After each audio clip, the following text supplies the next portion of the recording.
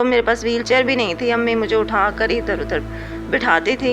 इसकी बहुत कम उजरत इसकी मिलती है, आप ये देख लें कितना इस पे पूरा दुपट्टे पे इस तरह से ये काम है और इसको लगाने का 100 रुपया दिया जाता है और मेरे से ये पूरे 1 हफ्ते में ये लगता है। तो 1 हफ्ते बाद अगर 100 रुपया मिले तो आप खुद सोच सकते हैं। मैं ये समझती हूँ कि मेरी अम्मी मेरी जिम्मेवारी हैं, मेरे शौहर की जिम्मेदारी नहीं है। तो मेरी कोशिश यही है कि मैं अपनी अम्मी का खुद खर्चा उठाऊं, ये मुझे आसानी हो जाएगी। उसके अलावा जो वैसे आम सब मैं देखने वाले से गुजारिश करूंगी कि सब लोग मेरी मदद करें, सपोर्ट करें। मेरा यूट्यूब का चैनल है जिसका नाम है ब्रेव क्वीन, तो उस पर मैं व्लॉग्स बनाती हूँ, तो वो चैनल आप ज़रूर विज़िट करें, मेरी वीडियोस देखें, सब्सक्राइब करें, तो वो मेरी सबसे बड़ी हेल्प हो जाएगी। सबसे बड़ी बात, इनकी अम्मा जी बैठी हैं सामने, देख लें इनकी ये अब लाइट लगी है तो देखें इनकी अम्मा बैठी है, ये इनकी कैमरामैन है, ये इनकी वीडियोस बनाती हैं। 2 माँ बेटी अपना काम करती हैं और इनका जो है आँख का भी मसला हो गया था तो किसी ने हेल्प की और इनके काम हुए। तो मैं लाहौर से मुल्तान इनके पास आया हूँ कि इनकी थोड़ी सी हेल्प हो जाए, इनकी कोई स्टोरी बन जाए, बन के इनके चैनल पे लोग आ जाएँ।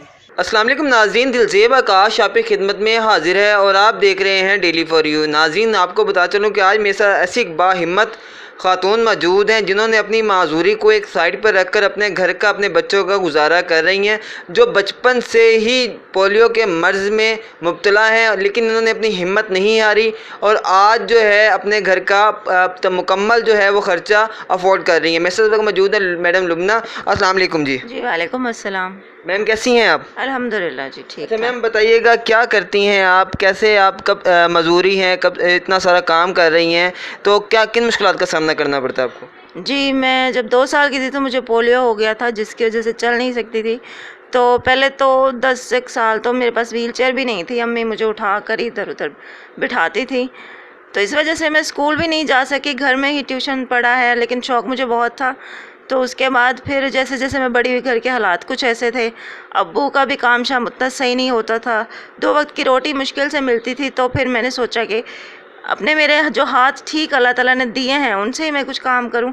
तो फिर मैंने कढ़ाई सीखी, क्रोशिया सीखा, बहुत से ऐसे काम सीखे जो कि हाथों से ख़वातीन घर में करती हैं, क्योंकि बाहर तो मैं जा नहीं सकती थी। तो घर में रहते हुए फिर मैंने ये काम सीखे और इनसे उतना गुजारा तो नहीं होता कि एक पूरा घर चल सके, लेकिन फिर भी कुछ ना कुछ हो ही जाता है गुजारा। तो ये है कि अभी हो रहा है गुजारा, बेहतर है कुछ पहले से। मैम ये बताइएगा, जो आपकी लाइफ है, जो आपकी शादी, इसमें शादी हुई है, बच्चा है आपका, तो इस हवाले से आप ज़रा थोड़ी सी हमें, हमारे देखने वाले उन्हें पता चले कि आपने फिर भी हिम्मत नहीं हारी है। जी जी हाँ जी, बस शादी हुई तो जो मेरे शौहर हैं उन्होंने कहा था कि मैं आपसे भी शादी करूंगा और उसके अलावा मेरी बचपन की एक मंगेतर, तो मैंने उनसे भी शादी करनी ही है। तो फिर मैंने उनसे शादी कर ली, क्योंकि दूसरी बीवी बनना मैंने कबूल कर लिया, क्योंकि मेरे लिए ऐसे रिश्ते आते थे जो कि नशाई होते हैं या एज में जो बूढ़े लोग होते हैं या जिनको और कोई रिश्ता नहीं मिलता था, वो फिर मेरा रिश्ता लेने आ जाते थे।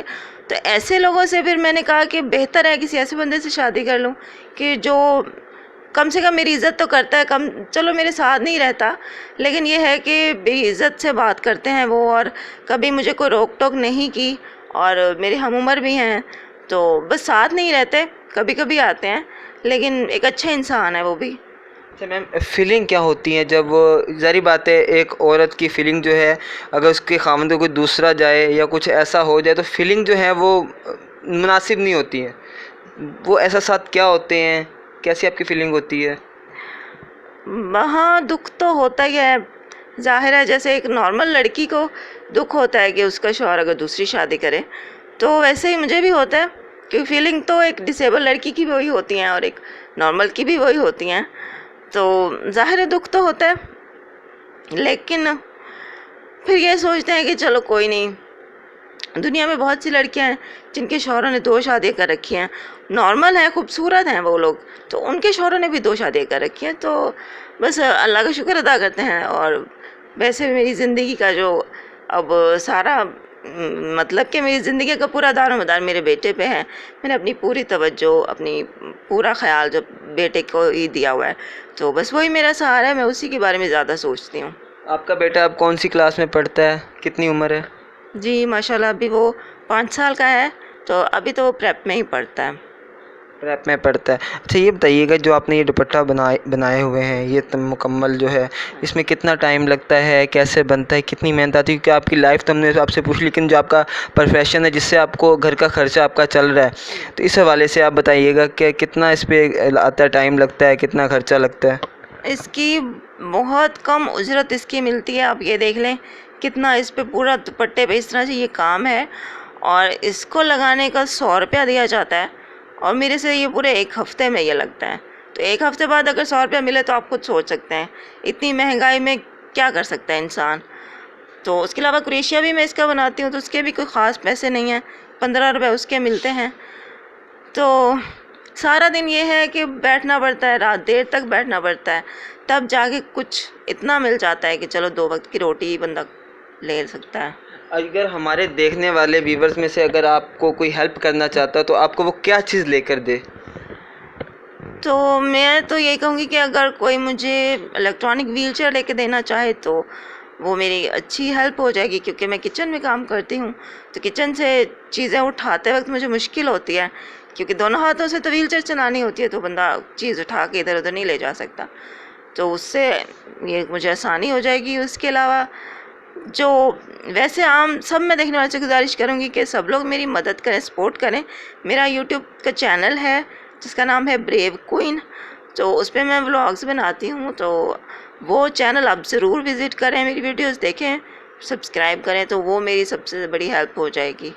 जी बिल्कुल, इन्होंने कहा कि मेरी सबसे बड़ी हेल्प हो जाएगी। मैम पूछना तो नहीं चाहिए, लेकिन हमारे देखने वालों को भी कुछ पता चलना चाहिए कि आपके जो हस्बैंड हैं, जब वो आते हैं तो उनका क्या रवैया होता है, कैसा वो ख़र्चा देते हैं?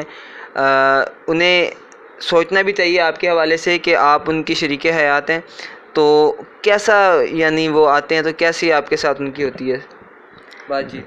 हाँ, बातचीत तो सही होती है, अच्छे इंसान है वो।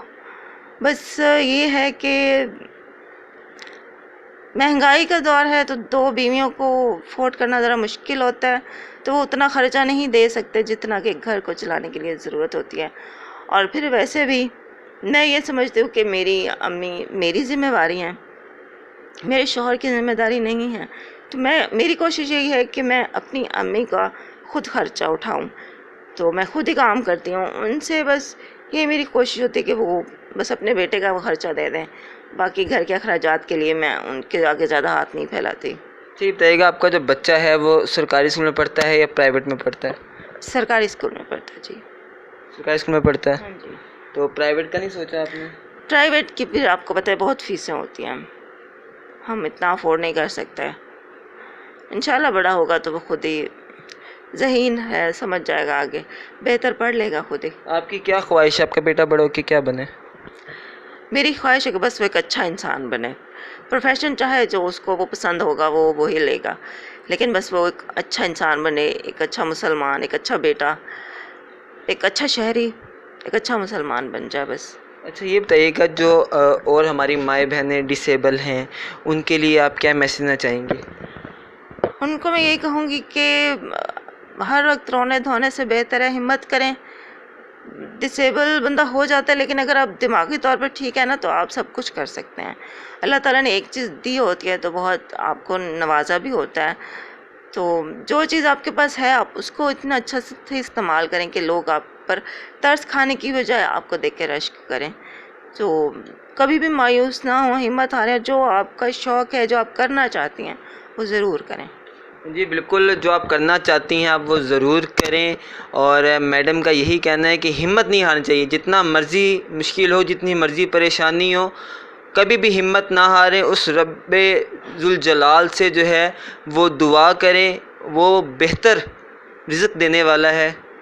और अगर मेरी इस बहन के लिए किसी ने कोई बात करनी है, कोई कमेंट्स में इनकी मदद करना चाहता है, तो कमेंट्स में लाजमी बताएं, और इनका जो चैनल है वो भी आप जाकर विज़िट करें, और जो हो सकता है वो आप इनकी हेल्प करें, ताकि इनकी जो मुश्किलात हैं उसमें कमी हो सके। मुश्किलात ख़त्म तो नहीं हो सकती, लेकिन उसमें कुछ कमी हो सकती है सिर्फ़ आप लोगों के ताउन से। तो इसी के साथ अपने होस्ट दिलज़ेब आकाश को इजाज़त दीजिए। अल्लाह मेरा और आपका हामी और नासिर हो। खुदा हाफिज़।